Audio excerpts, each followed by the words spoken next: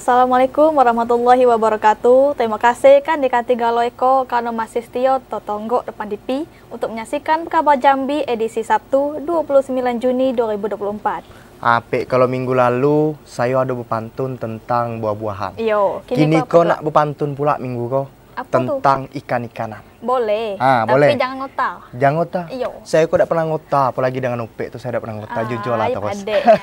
Jadi ada pantun untuk kanti-kanti yang ada di rumah. Kau nak kaning tak? Yo. Ikan sepat, ikan ruan. Hello. Ikan betok, ikan bojo. Hello, ikan patin, ikan bau. Itulah nama ikan-ikanan. Betul tak? Betul. Tapi apa? Ngotak tu lah. Saya tidak pernah ngotak. Nah, yang penting itu pantun kok tuh. Itu kreasi saya tadi. Betul lah pula. Upi ada lagi nak pantun tak untuk kanti-kanti? Nak pantun dua seiring. Nak dua pantun seiring. Salah sebut dia. Salah sebut tu. Nak dua pantun seiring. Macam tu. Seiring. Apa tu? Minum kelapa di tepi sawah. Enaknya lah. Terus apa lanjutnya nih? Enaknya lah. Iya. Jadi kini kau betulnya lah. Apa tu? Minum kelapa siang hari. Lanjut. Sambil makan berawang di tepi sawah.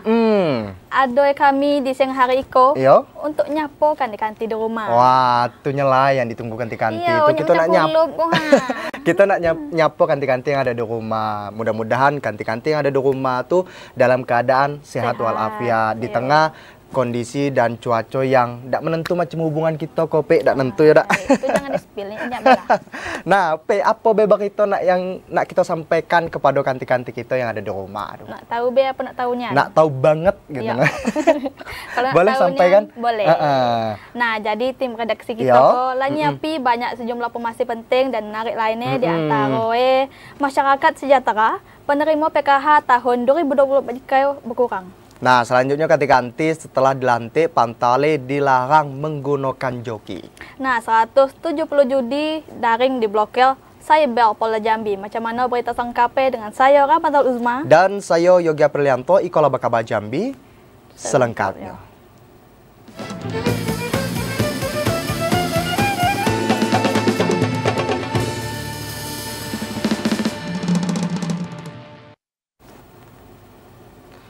Kanti-kanti mengawali Berita Bakaba Jambi pada masa peralihan musim. Stasiun Klimatologi Jambi mendeteksi ada 2 titik panas di Kabupaten Muaro Jambi. Titik panas yang terpantau Sabtu kemarin, tanggal 22 Juni 2024, berada di Kecamatan Kumpe Ulu. Badan Meteorologi, Klimatologi, dan Geofisika BMKG Stasiun Klimatologi Jambi mendeteksi adanya kemunculan 2 titik panas di Kabupaten Muaro Jambi. Titik panas tersebut ditemukan di wilayah Kecamatan Kumpe Ulu, Kabupaten Muaro Jambi dengan tingkat kepercayaan sedang. Koordinator Data dan Informasi BMKG Stasiun Klimatologi Sri Utami Widya Astuti mengatakan, pada dasarian 2 bulan Juni, wilayah Kecamatan Kumpe Ulu memang terjadi pengurangan intensitas curah hujan dibandingkan dengan daerah lain.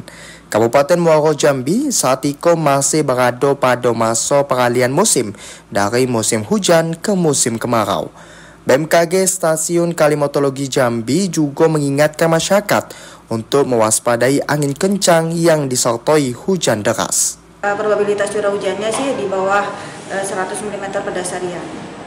Di Kumpe, Bu, ya? Iya, betul. Kalau untuk wilayah yang lain? Sama, semuanya untuk Kabupaten Muaro Jambi diprediksi akan mendapatkan curah hujan lebih kecil daripada 100 mm. Nah, mungkin untuk di daerah Kumpe Ulu atau Kumpe lebih sedikit daripada wilayah lain. Sebelumnya BMKG memprediksi musim kemarau di Muaro Jambi dimulai pada dasarian 2 bulan Juni, namun terjadi pemunduran karena wilayah Muaro Jambi masih dipengaruhi gelombang ekuatorial Rossby di sebelah selatan Sumatera dan gelombang Kelvin terdeteksi di sebelah barat dan utara Sumatera yang memicu peningkatan pertumbuhan awan hujan. Azam Afnan TVRI Jambi melaporkan. Nah, berita selanjutnya kanti data penerima bantuan program Keluarga Harapan atau PKH di Kabupaten Tanjab Timur terus berkurang. Ada degradasi data keluarga penerima manfaat IKO setiap trimester menjadi salah satu penyebabnya. Dinas Sosial Kabupaten Tanjab Timur mengungkap jumlah penerima bantuan program Keluarga Harapan atau PKH cenderung berkurang setiap tahun. Kabid Perlindungan Pemberdayaan dan Jaminan Sosial Dinas Sosial Kabupaten Tanjab Timur, Irpaidi mengatakan bantuan tunai yang diberikan setiap triwulan tersebut tidak bersifat tetap atau permanen. Sebab tujuan pemerintah memberikan bantuan tersebut guna memperbaiki perekonomian keluarga penerima. Berdasarkan data Dinas Sosial Kabupaten Tanjab Timur, jumlah penerima PKH tahun 2024 IKO sebanyak 8.377 KPM, sedangkan dalam rentang bulan Januari hingga Juni 2024 sudah ada 6 KPM yang dinyatakan graduasi. Jumlah penerima PKH di daerah IKO berkurang karena keluarga tersebut tidak lagi memiliki komponen untuk mendapatkan program IKO, seperti anak balita, ibu hamil, lansia, anak sekolah SD hingga SMA, dan disabilitas berat. Faktor lain penyebab berkurangnya jumlah PKH karena ada di antara keluarga penerima manfaat atau KPM yang sudah tergolong ekonomi mampu sehingga tidak memenuhi persyaratan yang mendapatkan bantuan sosial dari pemerintah pusat. Khalifa Patria, TVRI Jambi melaporkan. Kanti-kanti kita ke Kota Sungai Penuh, di mana KPU Kota Sungai Penuh telah menetapkan 25 orang anggota legislatif terpilih. Sebelum dilantik, Dewan terpilih hasil pemilu 14 Februari lalu tersebut wajib menyerahkan laporan harta kekayaan pejabat negara atau LHKPN ke KPU Kota Sungai Penuh. KPU Kota Sungai Penuh telah menetapkan 25 orang anggota legislatif terpilih hasil pemilihan anggota legislatif pada Februari lalu. Dijadwalkan 25 orang anggota legislatif yang terpilih akan dilantik pada tanggal 28 Agustus 2024 mendatang. Sebelum dilantik, seluruh anggota legislatif terpilih diminta segera menyerahkan laporan harta kekayaan pejabat negara atau LHKPN ke KPU Kota Sungai Penuh. Ketua KPU Kota Sungai Penuh, Jumiral Lestari, mengatakan LHKPN merupakan persyaratan wajib untuk melaksanakan pelantikan anggota legislatif yang terpilih. Untuk hasil pemilu 2024, dari anggota Dewan terpilih Kota Sungai Penuh berjumlah 25 orang, itu yang akan direncanakan insya Allah akan dilantik di tanggal 28 Agustus 2024. KPU terus mengimbau seluruh anggota legislatif terpilih agar segera melaporkan harta kekayaan ke KPU Kota Sungai Penuh. Bagi anggota legislatif terpilih namun belum menyerahkan LHKPN hingga 7 Agustus mendatang, namunnya tidak akan diusulkan serta tidak akan dilantik sebagai anggota legislatif di Kota Sungai Penuh periode 2024-2029. Fahlan, TVRI Jambi melaporkan. Ganti-ganti jangan nak basuh baju dulu karena kami akan kembali hadir dengan sejumlah informasi penting dan menarik lainnya. Di antara 982 petugas pantarle siap diturunkan untuk coklit data. Tetaplah bersama kami.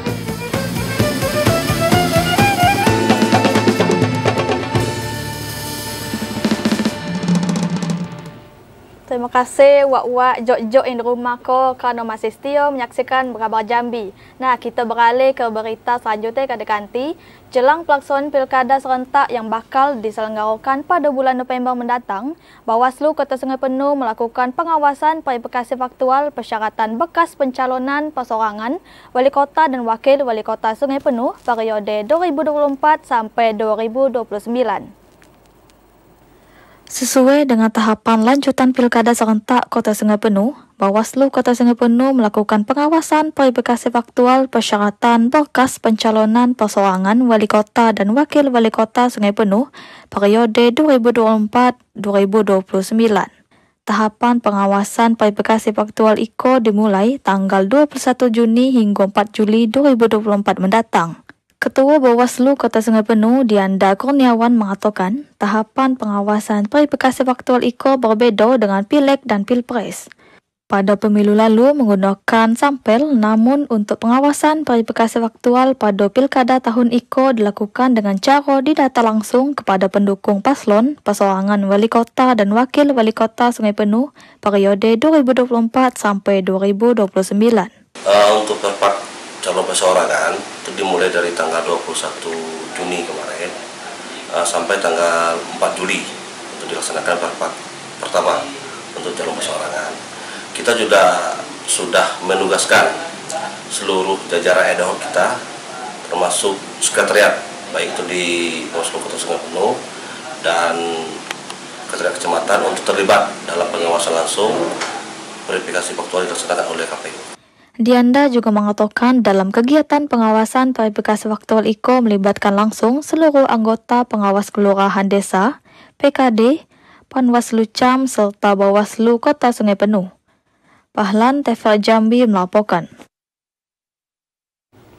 1.687 anggota Pantali Kota Jambi untuk Pilkada serentak resmi dilantik. Mereka dilarang menggunakan joki saat menjalankan tugas pemutakhiran data pemilih. 1.687 anggota Pantali Kota Jambi hari IKO dilantik oleh Komisi Pemilihan Umum KPU di lapangan kantor Wali Kota Jambi. Pantali akan turun langsung ke lapangan untuk melakukan pencocokan dan penelitian serta pemutakhiran data pemilih untuk Pilkada serentak 2024. Ketua KPU Kota Jambi, Denny Rahmat berharap petugas Pantali yang telah dilantik dapat menjalankan tugasnya dengan baik, kemudian tidak menggunakan joki dalam melakukan pemutakhiran data pemilih. Jika ditemukan hal tersebut, KPU Kota Jambi akan menindak tegas pelaku yang menggunakan joki. Hal itu sesuai dengan aturan yang berlaku dan peraturan KPU.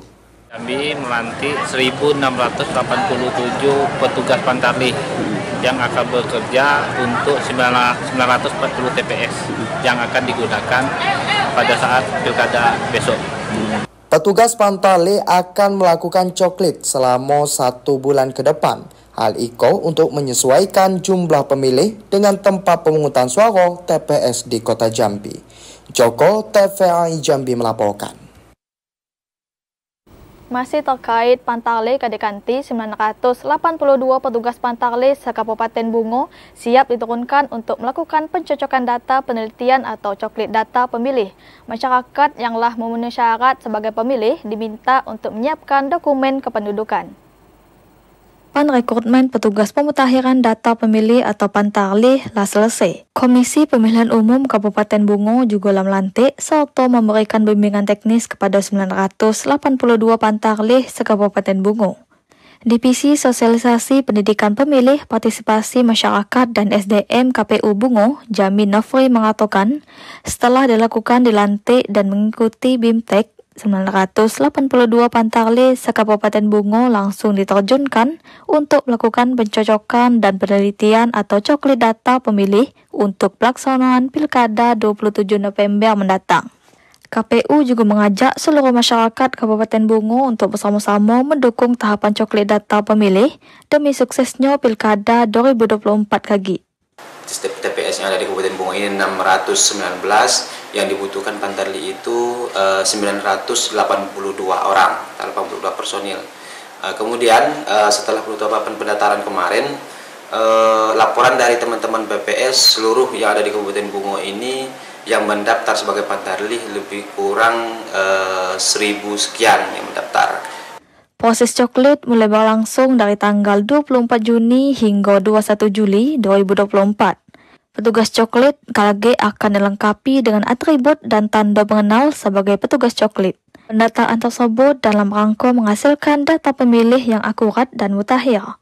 Bagi masyarakat yang telah memenuhi syarat pemilih, diminta untuk menyiapkan dokumen kependudukan sebagai bahan pencocokan dan penelitian petugas Pantali.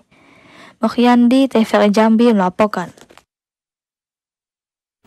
8 Pantali Kelurahan Rano telah dilantik. Ada 2.447 jiwa yang harus mereka validkan datanya di Pilkada 2024. Pantali dibentuk oleh PPS yang berkedudukan di Kelurahan Rano, Kecamatan Muaro, Sabak Barat. Usai pelantikan dan bimbingan teknis, 8 pantale di Kelurahan Rano langsung turun ke lapangan untuk bertugas. Nantinya petugas pantale Iko akan mendatangi rumah warga dan warga yang bersangkutan diminta untuk menyiapkan kartu keluarga dan KTP untuk dilakukan pendataan. Warga yang telah dilakukan pendataan akan mendapatkan surat tanda coklit dan stiker yang ditempel berdasarkan data penduduk potensial pemilih pemilu atau DP4. Mereka akan mendata 2.447 warga yang tersebar di 8 TPS pada Pilkada 27 November 2024 mendatang. Ketua PPS Rano Amahago Parayogi mengatakan, Pantale merupakan petugas yang dibentuk untuk melakukan pendaftaran dan pemutakhiran data pemilih pada tahapan pemilu. Pantale harus teliti dan benar-benar memastikan jika ada pemilih pemula khususnya yang telah berusia 17 tahun sebelum bulan November 2024. Pemilih baru tersebut harus masuk dalam daftar pemilih agar dapat menggunakan suaranya pada Pilkada serentak tahun 2024. Berjumlah 8 pantali yang bertugas di 6 TPS di Kelurahan Rano. Di DP4 jumlah data pilih itu berjumlah 2.447 data pemilih. Masa kerja Pantale Iko berlangsung hingga 1 bulan ke depan, dimulai dari tanggal 24 Juni hingga 24 Juli 2024. Pantale diharapkan betul-betul mengetahui data-data penduduk yang akan mereka kunjungi kagetnya. Karena mereka akan menjadi ujung tombak sebagaimana Pilkada Iko akan menjadi sukses. Khalifa Fataria, TVRI Jambi melaporkan. Kanti-kanti jangan beranjak dulu karena kami masih akan balik dengan sejumlah informasi penting dan menarik lainnya. Di antaranya kanti-kanti petugas temukan belasan botol miras dan alat hisap sabu. Tetaplah bersama kami di Bekaba Jambi.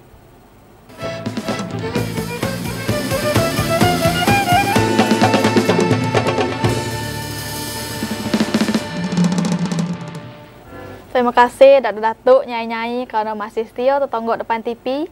Nah, kita beralih pula ke berita selanjutnya. Kanti polisi akhirnya mendapatkan keterangan saksi ahli dari Ditjen Perhubungan Kelautan terkait 3 kasus kecelakaan kapal nomor jembatan.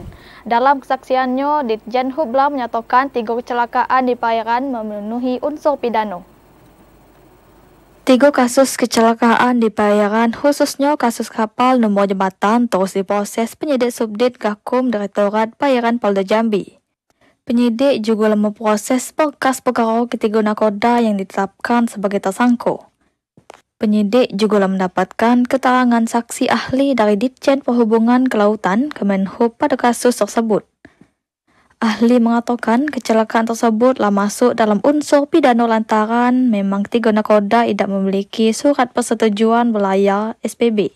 Selain itu, dampak dari kecelakaan merusak jembatan juga termasuk dalam pasal 2 dalam Undang-Undang Nomor 17 Tahun 2008 tentang pelayaran dan terancam 10 tahun kurungan penjara. Penyidik juga menyita dokumen resmi kapal FBS C86 untuk proses penyetuan kapal. Dari Ditjen Hubla di Jakarta, kemudian dalam seminggu kemarin penyidik sudah menyelesaikan semua berkas. Insya Allah dalam minggu ini dari penyidik akan menyelesaikan dan mengirimkan berkas itu kepada kejaksaan. Sementara itu, penyidik juga mengatakan 2 dari 3 pemilik kapal tengah memproses upaya perbaikan jembatan dan sedang dalam proses di Kementerian Keuangan. Langkah tersebut diambil untuk meringankan tuntutan pidana dengan menghilangkan pasal 2 Undang-Undang Nomor 17 Tahun 2008 tentang pelayaran. Ari Haryono, TVRI Jambi melaporkan. Ratusan situs judi daring diblokir tim Subdit 5 Cyber Ditreskrimsus Polda Jambi. Ratusan situs tersebut terpantau hanya dalam kurun waktu 2 bulan terakhir. Tim Subdit 5 Cyber Ditreskrimsus Polda Jambi terus memantau dan patroli situs-situs judi daring di dunia maya. Dalam kurun waktu April hingga Juni, 170 situs judi daring terpantau dan dilaporkan ke Mabes Polri. Ratusan situs tersebut kemudian diblokir agar tidak kembali diakses masyarakat. Saat itu, pemberantasan aktivitas judi daring menjadi atensi polisi. data dari Kementerian Kominfo, pengguna aplikasi judi daring Satiko sudah mencapai 2,7 juta orang dengan perputaran uang mencapai 327 triliun pada tahun 2023. Polisi terus berpatroli di dunia maya mencari situs-situs judi daring. Kami terus melakukan patroli cyber, melihat situs-situs atau akun yang mengandung konten perjudian. Ya. Jadi kita ajukan blokir ke Kominfo melalui Direktorat Tindak Pidana Cyber Bareskrim. Polisi juga sedang mendata dan mencari pemengaruh atau influencer Jambi yang juga mempromosikan judi daring. Namun hingga saat itu belum ditemukan adanya pemengaruh Jambi yang terlibat dalam kasus judi daring. Ari Hayono, TV Jambi melaporkan. Satuan Polisi Pamong Praja bersama Polres Batanghari melakukan razia penyakit masyarakat di Kelurahan Terate. Dari giat itu, petugas mendapatkan belasan botol minuman keras serta sejumlah orang yang diduga usai mengonsumsi narkoba. 6 orang diamankan petugas dalam giat operasi penyakit masyarakat yang dilakukan petugas gabungan Satpol PP dan kepolisian di warung remang-remang kawasan Talang Inuman, Kelurahan Teratai, Kecamatan Muaro Belian, Sabtu sore kemarin. Dari 6 orang tersebut, 4 orang diantaranya diduga usai mengkonsumsi narkoba jenis sabu di salah satu rumah yang tidak jauh dari lokasi warung remang-remang di kawasan tersebut. Saat dilakukan penggeledahan, petugas mendapatkan alat hisap sabu serta plastik bening berukuran kecil. Kepala Satuan Polisi Pamong Praja Batanghari, Adenan, mengatakan selain pengamanan 6 orang tersebut, petugas juga mendapatkan belasan botol minuman keras berbagai merek di warung remang-remang. Saat itu masing-masing pelaku tengah didata dan diproses oleh pihak Satpol PP maupun kepolisian sesuai perbuatan di lapangan. Ini kita dapatkan dari rumah Pak Saripan, Pak De Saripan. Dan ini terdiri dari beberapa macam jenis minuman. Ada bir bintang, ada vodka, dan lain sebagainya. Dan ini sudah kita amankan. Dan yang bersangkutan juga akan kita periksa. Adenan juga mengatakan, giat kaliko disinyalir sudah diketahui oleh oknum pelaku di lokasi warung remang-remang. Sehingga hasil razia tersebut kurang maksimal. Ade Juniawan, TVRI Jambi melaporkan. Tapi tadi beritok 9 tuh banyak nih yang kita tengok sekarang kok orang main judi daring. Iyo. Slot namanya itu. Belum kok main juga ya? Dak, saya kok dak main macam tuh. Dak boleh macam tuh kan. Anak baik. Anak baik. Itu juga dak boleh diharamkan juga. Dalam peraturan negara diharamkan, juga di peraturan agama juga diharamkan seperti itu. Bang Tebuang nian main slot judi itu. Ngapa? Bentilah jauh lah judi slot tuh, mending dekat saya lah. Ya, boleh, dia saya dekati Upi dak. Ada lagi bagi itu untuk kanti-kanti? Habis. Minggu depan pula. Betul. Dan itulah kanti-kanti bagi itu berkabar Jambi hari ko. Terima kasih banyak atas segala perhatian dan kebersamaannya. Dan saya Yogi Aprilianto. Saya Kamatul Uzma bersama kerabat kerja sedang bertugas pamit undur diri. Terima kasih. Wassalamualaikum warahmatullahi wabarakatuh dan sampai jumpa.